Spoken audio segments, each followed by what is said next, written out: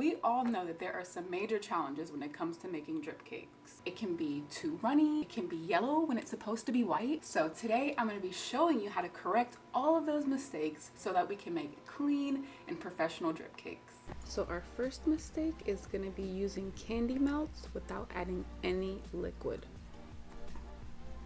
So there is instructions on the back of your candy melts bag that says that you can melt your candy melts at half power without adding any liquid, but those instructions are for dipping. Those are not for drips. So I want to go ahead and show you what happens when you try to make a drip with just candy melts without putting any liquid. So as you can see, that's just way too thick and it doesn't even come over the edge. It's more like the consistency of a buttercream, I would say. It's really not a drippable consistency at all if you just use candy melts by themselves melted in the microwave without adding any liquid. Okay, so I went ahead and I melted our candy melts in the microwave in 10-second increments, but this time I added heavy cream. This is our candy melts, and this is the correct way to make a drip cake using candy melts.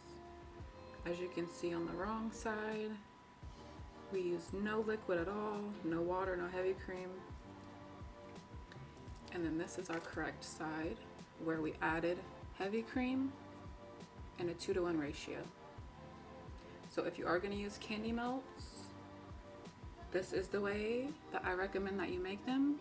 Do not put them directly into the microwave and try to melt them without any liquid and drip them onto your cake. The second mistake you can make when making drip cakes is using too much liquid in your chocolate ganache. Now, when you make a chocolate ganache, you can use water or you can use heavy cream, but either way, you want to make sure that you're using the correct ratio. So first, I'm going to go ahead and demonstrate the wrong way to make white chocolate ganache. So in this clip, we are using a 2-to-1 ratio, and that is the wrong way to do this.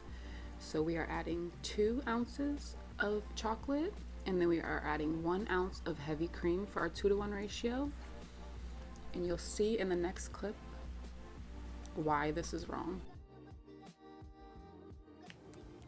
So here is our 2-to-1 ratio.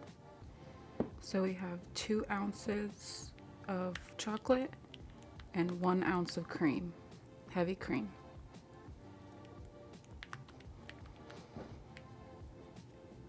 And as you can see, it looks pretty smooth, but it's not the most opaque. You can kind of see through it pretty easily.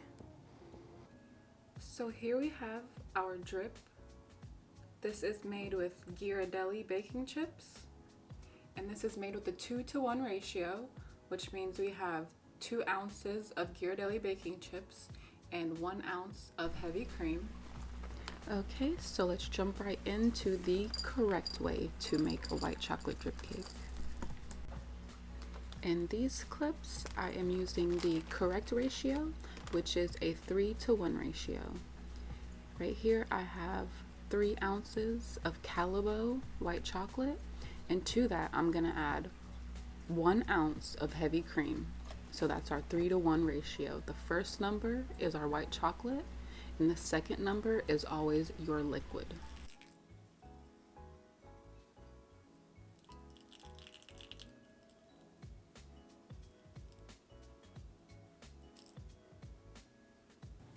So here we have our 3-to-1 ratio.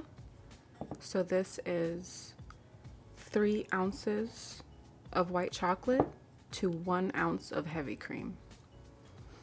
And this is the perfect consistency for doing your drip.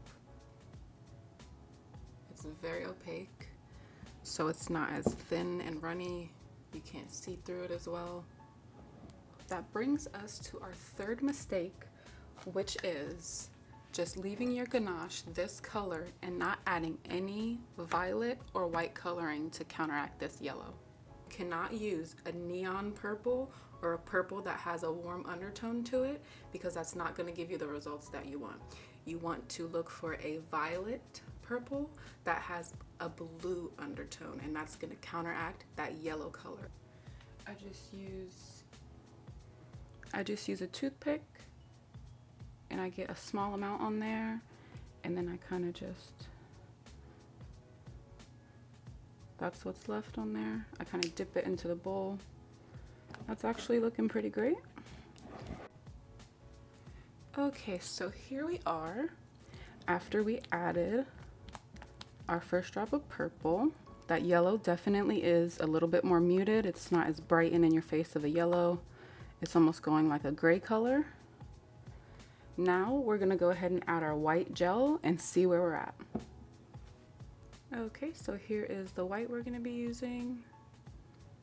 This is Chef Master.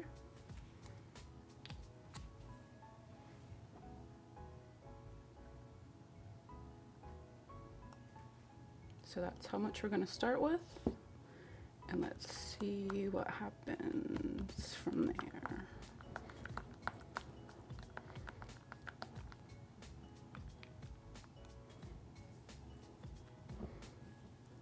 Okay, so that looks great, but I am gonna add a little bit more white.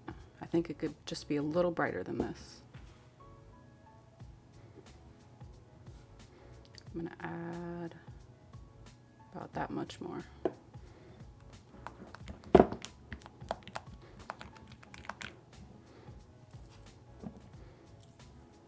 That's where we're at. I'm gonna add a little bit more.